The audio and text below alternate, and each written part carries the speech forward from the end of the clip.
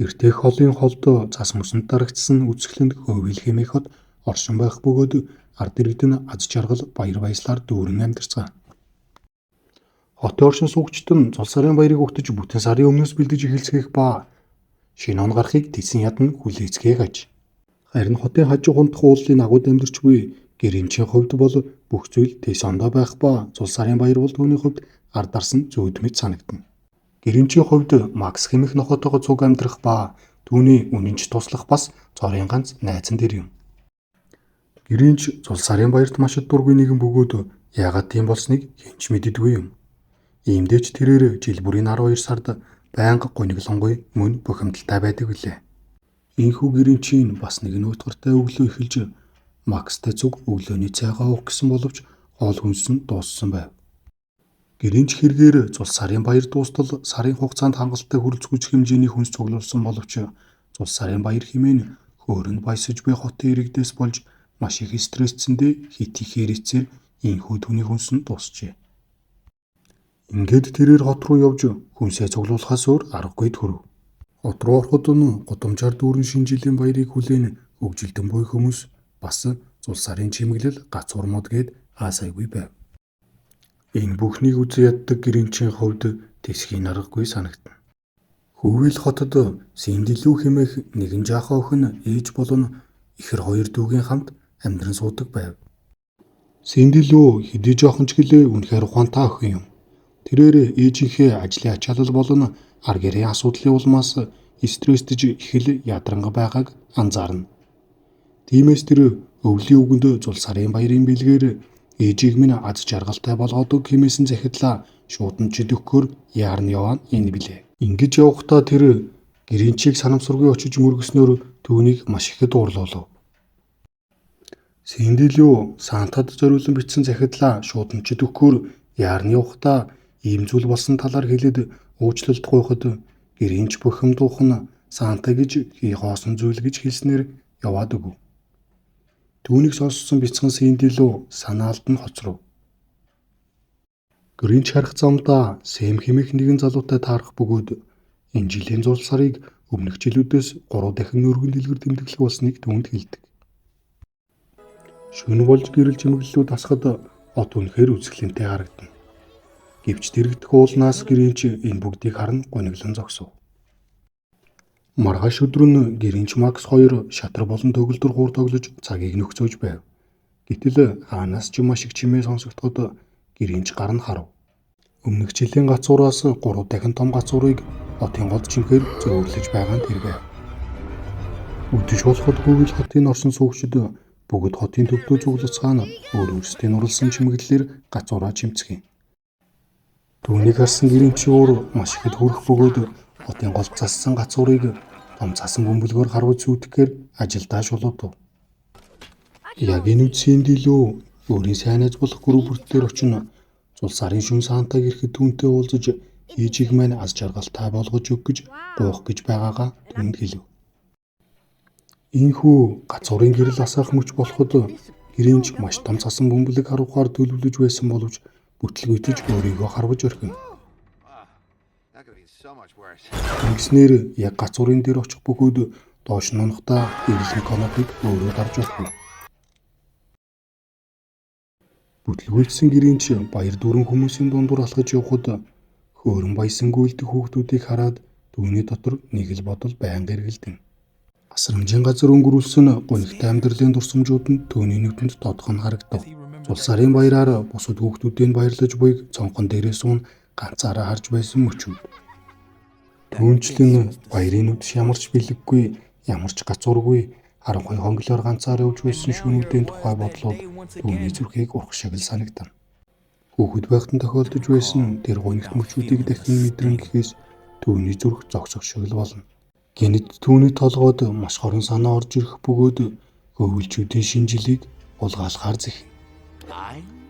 Түүний төлөвлөгөө бол Санта Клаусын дүрд хувир нь бүх айлаар орж гацуур болон шинэ жилийн чимэглэл бэлгсэлтийг нь улгайлах байв. Ингээд тэрээр өглөө өгний дүрд хувирахын тулд цаабуг болон чарга хэрэг болох бөгөөд тэднийгээ олохоор эрэлт гарна. Энэ үед бяцхан Синдилүү өөрийн найз Гүрүбүрттэй зүг өвлөө өгнийг эрэхт нь яаж уулзах талаар төлөвлөгөөгөө боловсруулж байв.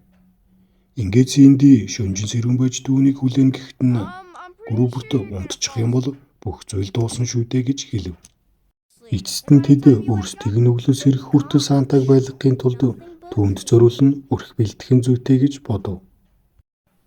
Гэрийнч цаабуугийн сургийг олж чадах хэдий ч түүнд баригдах нь ганцхан бүдүүн цаабуугал байв.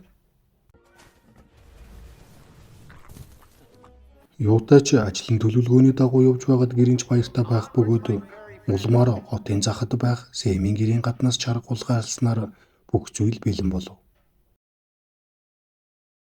Ингэснээр тэдэнд тохирох шөнийг л хүлээх үлдэв. Маргааш өглөө нь гэрийнч Максыг хот руу нисгэж камераар бүх байшинг тоолон мөн хаанаас нь яаж эхлэхээ төлөвлөв. Синдилүүч мөн адил найзуудын хамтаар Сантаг барих сургуульд хийж байв. Гэрийнч цаабууга Фред гэж нэрлэх бөгөөд тэд зүгтаа шинжил хулгайлах бэлтгэл ажлаа хийж байхад нэг нэмэгчин цаабууг зулцгаа дагуулсаар Фред дээр ирэв. Энэхүү Фред тэдэнтэйгээ цуг явахаар болоход гэрийнч нэг ч үг дууралгүй шууд тавьж явуулдаг. Ингээд цаагүй болсон гэрийнч Максыг цаабууга болгохоор төлөвлөхөд түүнд чинь даалгдсан харагдана. Улмаар шөнө дунд болж гэрийнч Макс хоёр төлөвлөгөөгөө боловсруулахаар аян замдаа мортно. Бид хотод очино шууд ажилдаа ганцгүй шамлан орох бөгөөд орсон айл болгоноосоо гацуур бэлэг шинжилийн чимэглэлгээд юу ч үлдээгүй уутлав. Ингэж явсаар тэд хамгийн сүүлийн байшинд ирэв. Айл бүрийн Санта зориулан бэлдэж тавьсан жигнэмгийг айлын чидэлгүй дэвчиж чадсан гэрийнч сүүлийн байшин дахь жигнэмгийг тэсэлгүй итгэхээр болов. Тухайн байшин нь Синдилүүгийн гэр байх бөгөөд жигнэмгийг авах үед гэрийнч өрхөнд орж баригдхан дэр. Синдилүүгийн өмнө бэлдэж тавьсан хонхон дуурч нарнасоос ирэв. Бяцхан Синди гэрийнчийг Санта гэдэгт бүрэн итгэсэн байх бөгөөд мөн тэрнийг орхинаасаа буулгаж уучлаж гуугаад уулзаж хүслийг хэлэхийн тулд ингэхээс өөр арга байгаагүйг хэлнэ. Ингээд түүнээс үсэх зүйл бол ээж маань маш их ажиллаж ядардаг мөртлөө хиндэж тус хүргэхээс буцадгүй хүн учраас түүнийг аз жаргалтай болгож өгөөч гэж чин сэтгэлээсээ гуйн түүнийг тэрв. Мөн түүнд маргааш болох хотын ёслолд оролцох боломжтойг асуух бөгөөд тухайн ёслолд хотын бүх иргэд тойрч зогсон дуулцгаадаг гэв. Бас тэдэнтэй цугнуудын анин дуулахад сэтгэл дэх бүх гуниг өргөн ноддог хэмээн хэлв. Охины энэ бүх үг гэрийнчийн сэтгэлийг хөдөлгөж орхино. Гэрийнч бяцхан охины бусдыг их тэр агуу их хайр мөн гэрийнчийг Санта хэмээн итгэн аминчлын гуйсан хүсэл нь талаар болно гэж бодох бүртээ түүнийг өрөвдөж санаа алдана.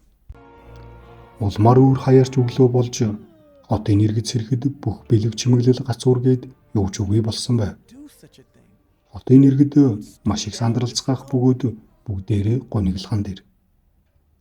Синдилүү ээжтэй хамт нь өнгөрсөн шөнө болсон зүйлийн талаар хэлээд Сантад би өрх бэлдсэнд тэрээр уурлаж шинжилийн баяраа аваад явсан байх хэмээн гониглоно.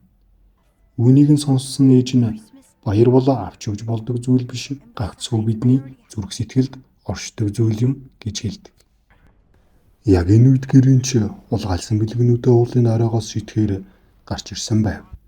Гэтэл хүмүүсийн дуулалдах чимээ хотын зүгээс гарахад гэрийнч дурангаар харуул хөвөл хотын иргэд тойрч зогсон дуулцгааж байх ба тэдний дунд Синдилүү охиныг аз жаргалтайгаар дуулж буйг харав. Баяр хөөртэй харагдах Синдиг харсан гэрийнчийн сэтгэл багч гисэн амарч буй мэт санагдана. Гэрийнч хотын иргэдийн дууг нүдэн анин сонсож эхлэв. Бяцхан охиныг аз жаргалтай байгаад нь ч тэрүү гэрийнчийн зул сарын баярыг үзэн ядах бодол нь хотын иргэдийн дуулдах чимээтэй цуг сарны нодно.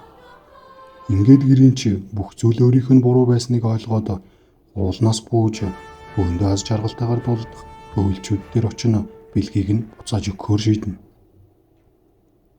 Гэрийнч бэлгэнүүд болон чимэглэлүүдийг хулгайлснаа хэлнэ уучлал гуйж бүгдийг нь буцааж өгөх бөгөөд хийсэн үйлдэлтэй ихэд гэмшиж буугаа илэрхийлнэ. Мөн хотын иргэд гэрийнчид юу ч хэлэлгүй явуулдаг.